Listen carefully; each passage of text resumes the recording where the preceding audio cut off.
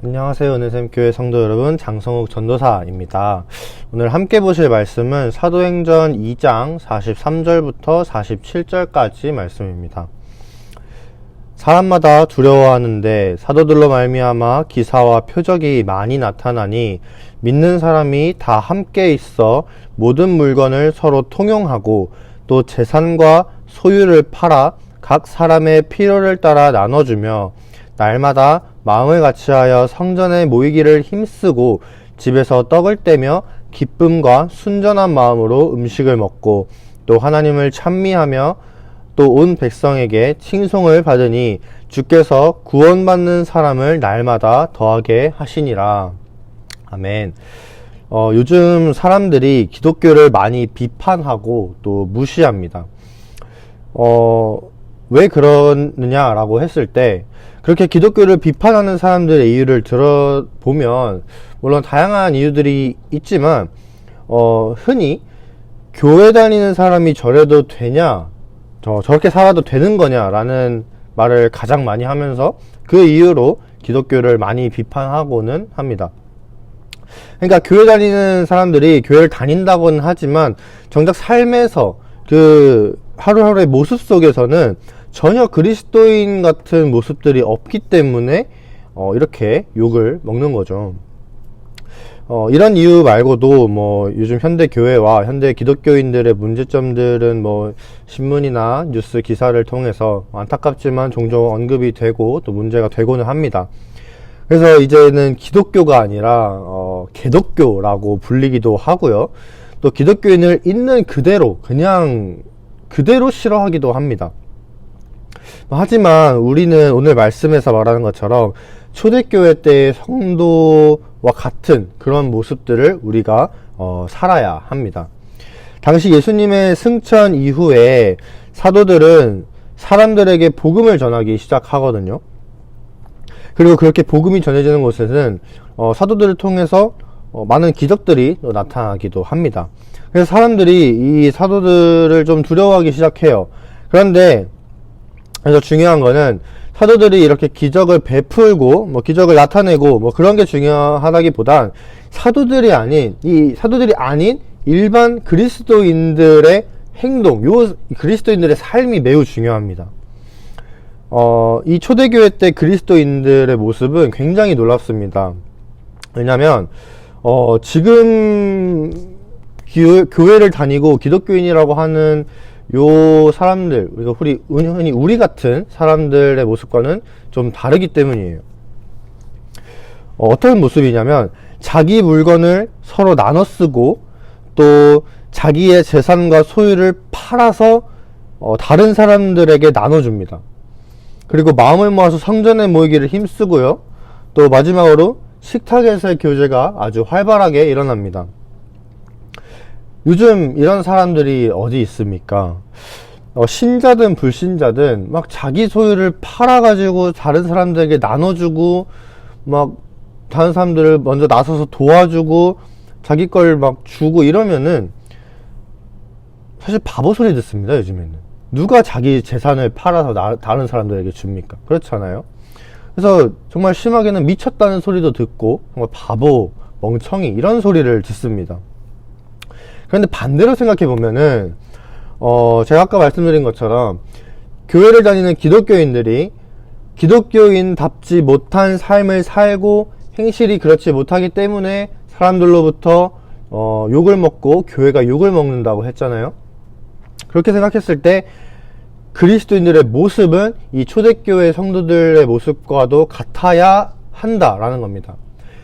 초대교회 때 성도들의 모습같이 이렇게 아름다운 그리스도인의 모습, 정말 참된 그리스도인의 모습으로 살아도 우리가 욕을 먹긴 합니다. 미쳤다는 소리를 듣고 바보같이 산다라는 욕을 먹긴 하지만 우리의 정체성, 이 그리스도인으로서의 정체성에는 욕을 먹지 않습니다.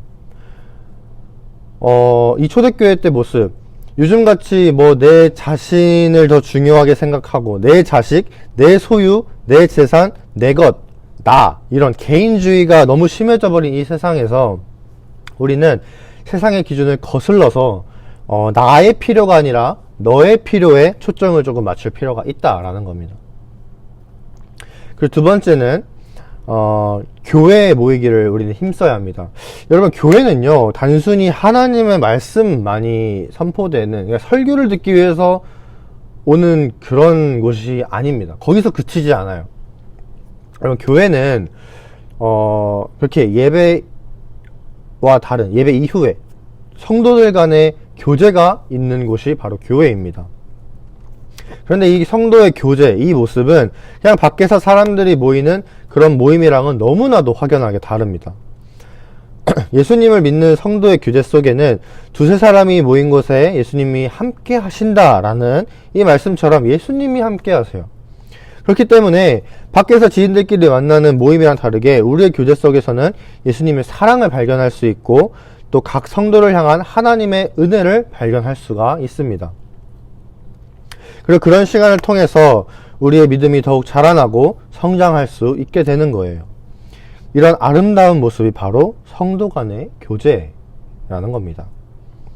마지막으로 세 번째는요, 식탁 교제에 우리가 힘써야 됩니다.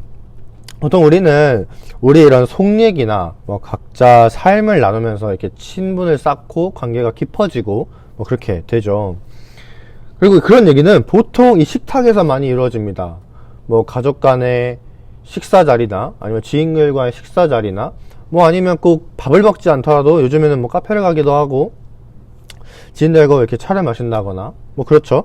그러니까 이런 식탁 교제 속에서 우리가 서로의 사정을 알아가고 믿는 사람이든 믿지 않는 사람이든 더욱더 친분을 쌓고 또 그 사람들의 사정을 알고 슬픔을 위로해 주기도 하고 기쁨을 함께 나누기도 하고 그런 시간이 있어야 한다라는 겁니다. 이렇게 상대방의 필요에 초점을 맞추고 교회 모이기에 힘쓰고 식탁 교제에 힘쓸 때에 우리가 어떤 일들이 일어나느냐, 바로 기독교라고 욕을 먹는 게 아니라 오히려 칭송을 받습니다. 사람들로부터 칭찬을 받는 거예요. 그리고 사람들이 교회로 나오기 시작합니다. 이 초대교회 때 성도들이 이렇게 아름다운 그리스도인의 모습으로 살아가니까 이 모습을 보고 사람들이 교회로 나와서 하나님의 말씀을 듣고 복음을 듣고 구원을 받게 됩니다. 우리 역시 마찬가지죠. 우리가 물론 교회를 다니는 기독교인이긴 하지만 우리 삶이 세상에서 어떤지 아마 여러분 한 사람 한 사람, 우리 한 사람 한 사람이 각자가 너무나도 잘 알 거예요. 그렇지만 분명한 것은 우리의 그런 모습을 보고 사람들은 교회로 나올 수 있다라는 겁니다. 그러니까 우리가 잘 살아야겠죠, 세상에서. 여러분, 전도라는 건 길에서 전도지를 나눠주면서 예수님을 전하는, 그런 직접적으로 전하는 그런 것도 물론 중요합니다. 하지만 우리는 우리의 삶으로 전도를 해야 돼요. 그렇기 때문에 바로 알아야 할 것은 그리스도인은 자기의 의지와 상관없이 언제나 어디에서나 예수 그리스도를 전하고 있다라는 요 사실입니다. 이게 매우 중요한 거예요. 왜냐하면 사람들은 아까 제가 말씀드린 것처럼 우리의 말과 행동과 삶을 보거든요. 그래서 우리는 싫든 좋든 우리의 의지가 있든 없든 우리를 통해서 예수님이 전해지고 있는 거고 우리 의지와 상관없이 예수님을 전하고 있는 거예요. 이미 전하고 있는 거예요.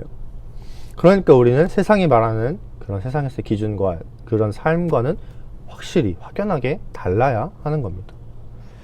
오늘 이 말씀을 듣고 함께 기도하셨으면 좋겠는 것은 첫 번째는요, 세상이 말하는 기준에 휩쓸리지 않고 하나님의 말씀이 기준되어서 참된 이 아름다운 그리스도인으로서의 모습, 이 삶을 살아갈 수 있게 해달라고 기도하셨으면 좋겠습니다. 그리고 두 번째는요, 나를 통해 예수님이 전해지고 불신자들을 교회로 인도하는 그런 귀한 통로와도 같은 그런 삶이 되게 해달라고 함께 기도해 주셨으면 좋겠습니다. 그리고 마지막 세 번째는요, 자기 자신을 포함해서 모든 성도들이 교회에 모이기를 힘쓰고 그렇게 모일 수 있도록 기도를 해주셨으면 좋겠습니다. 삶이 변화되기 위해서는 하나님의 말씀이 반드시 필요합니다. 주일 예배뿐만 아니라 금요 기도회와 오후 예배에도 함께 나와서 말씀을 듣고 삶이 변화되고 성도들 간의 그런 깊은 교제 시간이 많아질수록 그리고 깊어질수록 함께 그렇게 될 수 있도록 기도해 주셨으면 좋겠습니다.